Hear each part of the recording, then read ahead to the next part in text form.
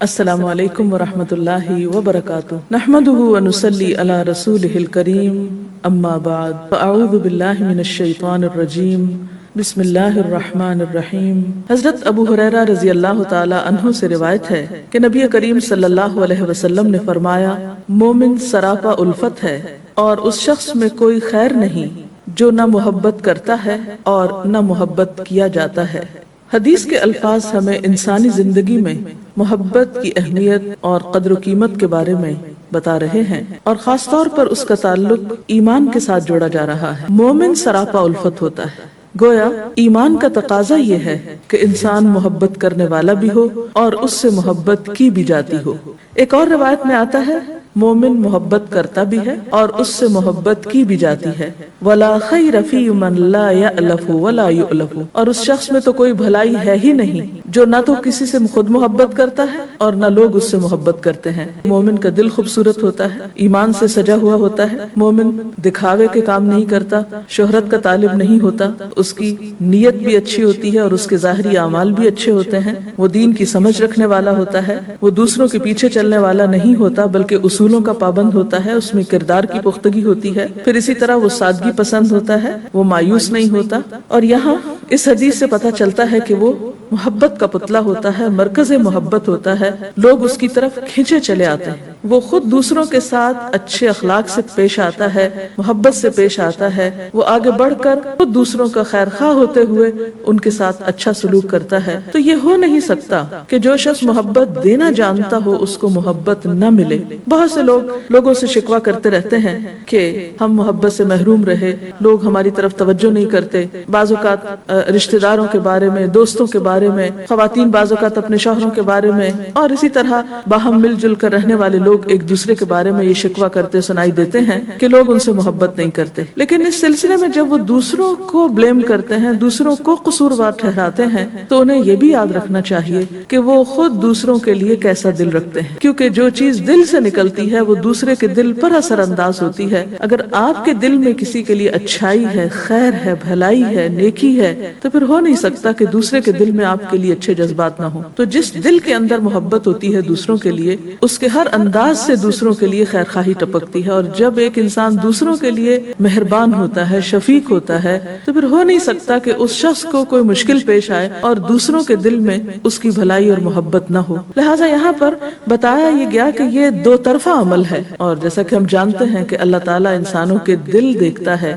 کہ دلوں کے اندر کیا ہے، اور پھر جو دل میں ہوتا ہے وہ عمل میں بھی ڈھل ہی جاتا ہے۔ دل میں سب سے بڑھ کر اللہ کی محبت ہوتی ہے، اللہ کے رسول صلی اللہ علیہ وسلم کی محبت ہوتی ہے، پھر اسی طرح نیک لوگوں کی محبت ہوتی ہے۔ ان تین چیزوں کی محبت سے انسان محبت کے لائق ہوتا ہے۔ کیسے؟ قرآن پاک میں اللہ تعالیٰ فرماتے ہیں، وہ لوگ جو ایمان لائے اللہ کی محبت میں، ہر چیز سے بڑھ کر ان کے دل میں اللہ کی محبت ہوتی ہے۔ اب جب ایک انسان اللہ سے واقعی محبت کرتا ہے تو پھر اللہ تعالیٰ بھی اس سے محبت کرتا ہے۔ اس محبت کی وجہ سے پھر اہل زمین کے اندر اس شخص کی محبت پیدا ہوتی ہے۔ ایک حدیث سے ہمیں پتہ چلتا ہے، حضرت ابو ہریرہ ہی کی روایت ہے کہ رسول اللہ صلی اللہ علیہ وسلم نے فرمایا، اللہ تعالیٰ جب اپنے کسی بندے سے محبت فرماتا ہے تو جبریل علیہ السلام کو بلا کر کہتا ہے کہ میں فلاں شخص سے محبت کرتا ہوں، تم بھی اس سے محبت کرو۔ چنانچہ جبریل علیہ السلام اس سے محبت کرتے ہیں، پھر وہ آسمان میں پکارتے ہیں، منادی کرتے ہیں کہ فلاں شخص اس سے اللہ تعالیٰ محبت کرتے ہیں، اے اہل آسمان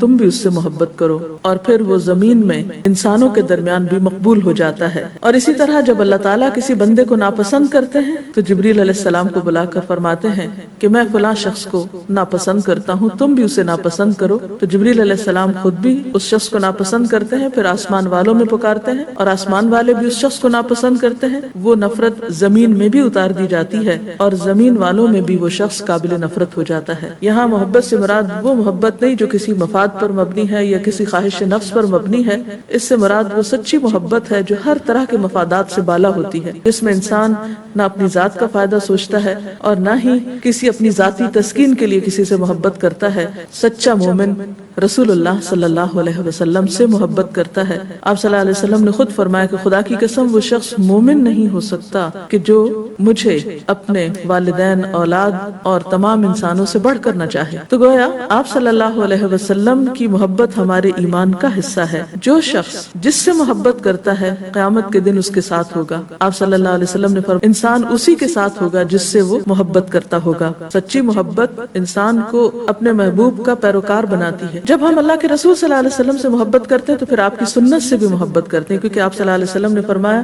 جس نے میرے طریقے سے محبت کی اس نے گویا مجھ سے محبت کی، یعنی آپ کی محبت ایک اصولی محبت ہے۔ آپ صلی اللہ علیہ وسلم فرماتے ہیں کہ مجھے اس لیے بھیجا گیا کہ میں اچھے اخلاق کی تکمیل کروں، اور یہ کیسے ہو سکتا ہے کہ جو آپ سے محبت کرنے والا ہو وہ بد اخلاق ہو؟ آپ صلی اللہ علیہ وسلم نے فرمایا کیا میں تمہیں ان لوگوں کے بارے میں نہ بتاؤں جو میرے نزدیک سب سے زیادہ محبوب ہیں اور قیامت کے دن مجھ سے سب سے زیادہ قریب بھی ہوں گے؟ آپ نے 3 مرتبہ، یا راوی کہتے ہیں کہ 2 مرتبہ ایسا ہی فرمایا۔ صحابہ نے عرض کیا کہ اے اللہ کے رسول صلی اللہ علیہ وسلم آپ ضرور بتائیے کہ وہ کون ہیں؟ فرمایا جن کے اخلاق اچھے۔ اور ایک اور حدیث میں آتا ہے قیامت کے دن آپ کے قریبی لوگ وہ ہوں گے جو عاجزی کرنے والے، وہ لوگ جو محبت کرتے بھی ہیں اور محبت کیے بھی جاتے ہیں۔ ایک حدیث میں آتا ہے کہ آپ صلی اللہ علیہ وسلم نے فرمایا تم جنت میں داخل نہیں ہو سکتے جب تک کہ تم ایمان نہ لاؤ، اور تم ایمان والے نہیں ہو سکتے جب تک کہ تم آپس میں محبت نہ کرو۔ گویا اہل ایمان کے ایمان کا تقاضا ہے کہ وہ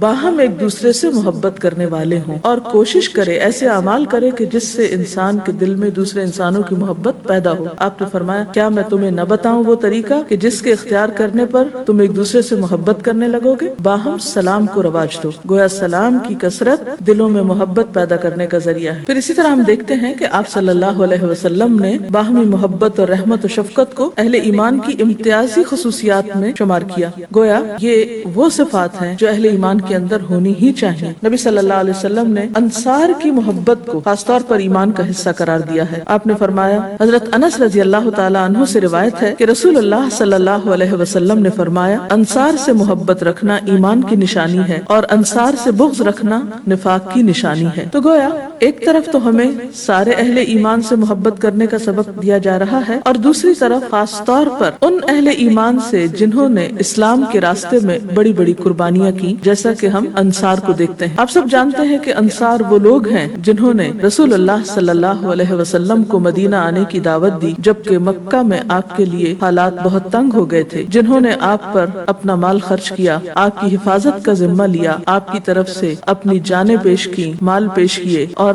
ہر طرح دین کی خدمت میں آگے آگے رہے، لیکن اس خدمت کے عوض دنیا کے کسی بھی مفاد کی طرف کبھی نگاہ نہ رکھی۔ ہم دیکھتے ہیں کہ قرآن پاک میں اللہ سبحانہ وتعالی نے انصار کی خاص طور پر تعریف فرمائی۔ ارشاد باری تعالیٰ ہے اور وہ لوگ جو ان مہاجرین کی آمد سے پہلے ہی ایمان لا کر دار الہجرت میں مقیم تھے، یہ ان لوگوں سے محبت کرتے ہیں جو ہجرت کر کے ان کے پاس آئے، اور جو کچھ بھی ان کو دے دیا جائے اس کی کوئی حاجت تک یہ اپنے دلوں میں محسوس نہیں کرتے۔ حقیقت یہ ہے کہ جو لوگ اپنے دل کی تنگی سے بچا لیے گئے وہی فلاح پانے والے ہیں۔ تو وہ لوگ جنہوں نے آپ کے ساتھ مل کر ہر طرح کی قربانی کی اور دین کی خدمت میں پیش رہے، یہاں تک کہ ان کا نام بھی انصار یعنی مددگار پڑ گیا، ایسے لوگوں سے جب اللہ راضی ہے اور اللہ تعالیٰ ان کو اپنا دوست کہتا ہے تو پھر ہمارے لیے بھی لازم ہے کہ اللہ کے دوستوں سے محبت رکھیں، اور یہ ایمان کا حصہ ہے۔ تو اصل چیز جو محبت کو یا کسی بھی رویے کو خوبصورت بناتی ہے وہ اس کا اعتدال ہے۔ اللہ تعالیٰ سے دعا ہے کہ وہ ہمیں ہر معاملے کے خوبصورت پہلو کو اختیار کرنے کی توفیق عطا فرمائے اور ہمیں ایسی صفات عطا کرے کہ ہم اس کی نگاہ میں واقعی محبوب بن جائیں۔ السلام علیکم ورحمۃ اللہ وبرکاتہ۔